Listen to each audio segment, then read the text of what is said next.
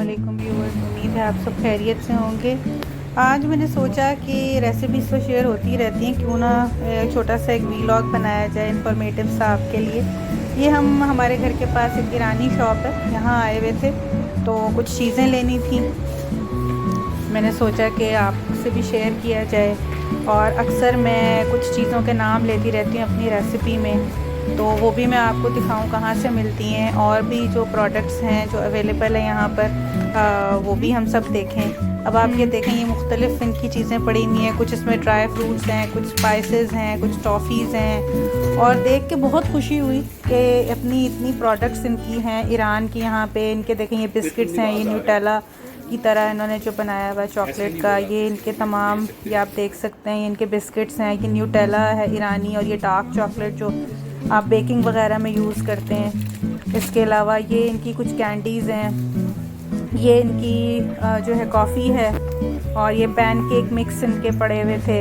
ये ख़ास ईरानी गज़ जो होता है, ये वो टॉफ़ी होती है जो ये चीनी से बनाते हैं, और ड्राई ये जो नट्स होते हैं इससे, ये इनकी काफ़ी फेमस है। और ये बड़ी अच्छी पैकिंग में आती है। बहुत सी और शॉप्स में डिफरेंट पैकिंग में भी अवेलेबल है। ये टर्की में भी बनाया जाता है, और ये मतलब मिडल ईस्ट में ये खाते हैं।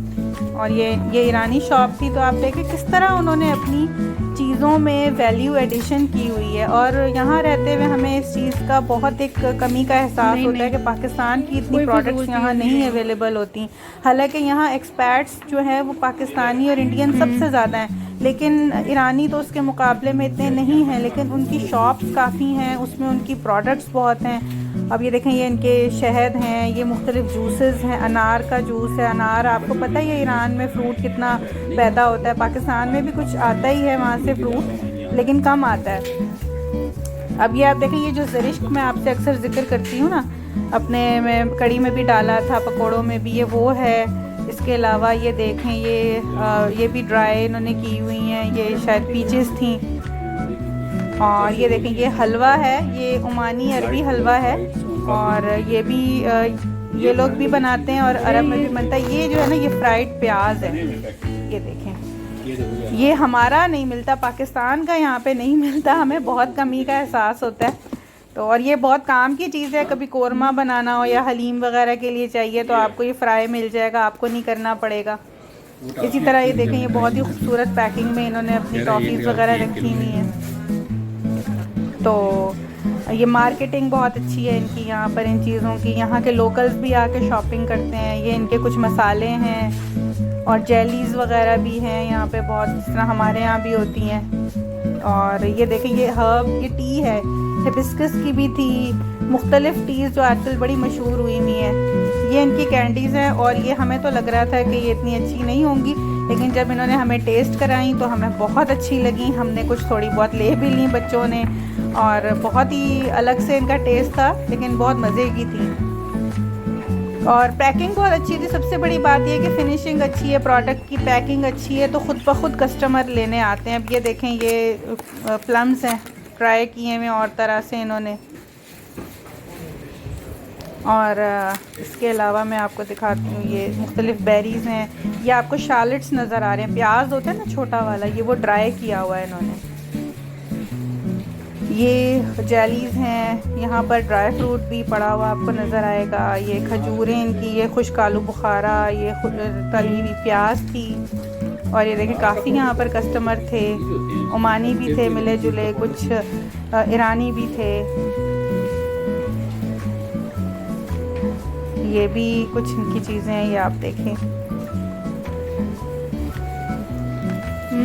ये देखें, ये टॉफ़ीज़ ही टॉफ़ीज़ हैं यहाँ इस तरफ। और ये जो है ना, ये चीज़ जनाब गुनाब है, और ये बहुत ही मज़े का मुझे लगता है। मैं कभी कभी थोड़ा बहुत ले भी लेती हूँ। ये मुख्तलिफ़ खानों में भी पड़ता है, और हमारे यहाँ तो अक्सर दवाइयों में इस्तेमाल होता है, हमारी कुज़ीन में इतना नहीं होता। ये ईरानी खजूर थी, ये भी हमें काफ़ी अच्छी लगी।